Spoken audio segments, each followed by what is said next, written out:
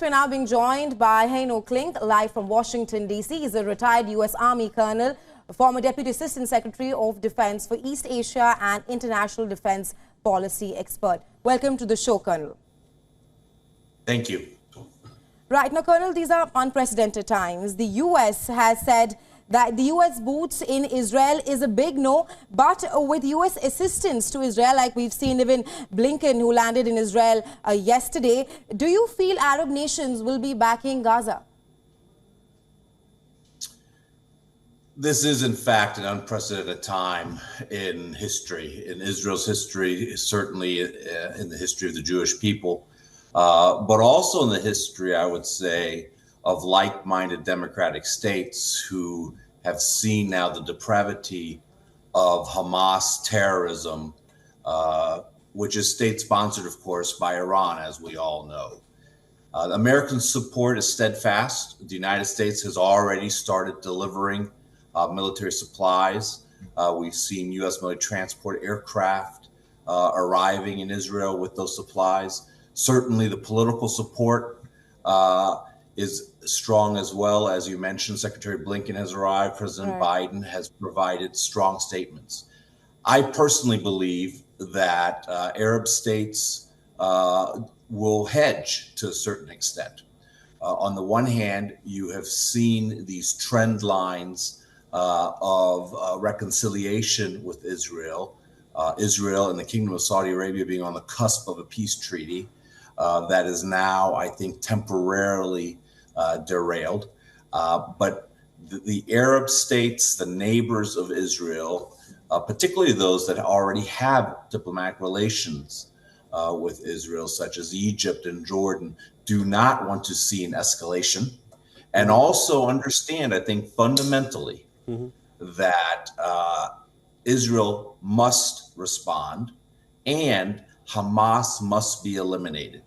In order for there to be peace in the region, Hamas must be destroyed. Colonel Klink, Israel has to respond. I just want to take it from there. Israel's military has already bombed Gaza with some 6,000 bombs. Now, there is a ground invasion which has been in the news since. I think everyone is waiting for that update to just come in. Will they do it? Won't they do it? So that's what I want to ask you. What do you feel? Do you really feel it is something that Israel will go ahead with? And if they do, what happens next? Do you feel Hamas will let go of the hostages if Israel enters Gaza on the ground? Well, the Israeli government and governments worldwide have already said that Hamas should release all the hostages without any preconditions. We have to remember that Hamas killed people in this attack from over 30 countries, and I believe is holding hostages for more than a dozen countries. So it's not just an Israel issue. All that being said, I do believe that the Israeli Defense Forces will launch a ground offensive into Hamas-held territory in Gaza, because the only way you can clear Hamas is on the ground. The hostages certainly complicate that offensive significantly. I think that I'm confident that the IDF will take all steps it possibly can to try to protect those hostages. But let's remember, Hamas does not operate by the rules of warfare, or any rules for that matter. So the hostages will, in fact, be at risk. Colonel Klink, I just want to take it a little further from there. Now, there have been enough visuals which have come in. It's not as if there were civilians, only Israeli civilians were killed. The visuals that have come in from Gaza, all those who have been killed, there are children there as well. So from Israel's side, they have bombed Gaza, and it's not just been Hamas militants. Is this just collateral damage that Israel is willing to take on its own name as of now? And how much will that play a factor in the way Hamas is now going to respond? Because it really doesn't seem to be something that's going to settle down with force. It's going to be met with equal force. So what comes next? So let's not try to draw comparisons between Hamas's heinous attacks in Israel that started last Saturday. We've all seen the images. Absolutely. We've all heard that goes without saying that it was extremely heinous, but there have been crimes. There have been civilians who have died in Gaza. I'm just saying that. So how do you feel that will take us forward? So what I will say is that the big difference is intentionally targeting non-combatants, which is what Hamas did.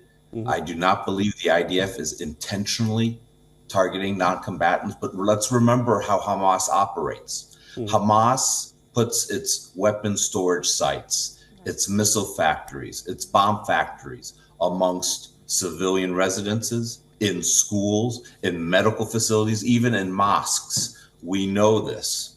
It's documented.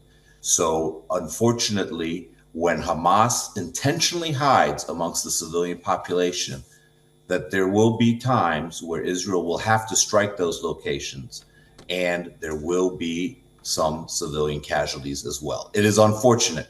And let's remember that the Palestinians are not the same as Hamas. Hamas is not the Palestinians are not Hamas. Yes. And that Gaza is often described as the world's largest open-air prison. The prison guards and the wardens of that prison are Hamas. The Palestinians should rejoice in hopefully a future without Hamas. Yes. And that distinction has to be drawn between Palestinians and Hamas. Indeed. Right, Colonel. I also want to seek your perspective on the U.S. involvement in the ongoing war. Like we were just talking about how Blinken landed in Israel yesterday. He is traveling he is in Jordan, in fact, now, and he will be traveling to Qatar. What message do you think Blinken carried with him for the Israeli leadership? So I'm sure that Secretary Blinken is again reiterating America's support, unequivocal support for Israel in this struggle. I think particularly in Jordan, he is asking our Jordanian allies to use whatever influence they have with the Palestinian Authority in the West Bank, for instance, to ensure that the West Bank remains as calm as possible. And Qatar, of course, as we all know, has a very unique role to play. Qatar has relationships with Hamas. And I believe the Secretary will ask the Qataris to use whatever influence they have to get Hamas to release those hostages. All right. Thank you so much for joining in on the broadcast, sir. Always, it was good to hear your insights on this. And we are trying to figure out what happens next. And of course, we will see it in the hours to come. Thank you so much for joining in, Colonel Klink, with all your insights on this. Thank you.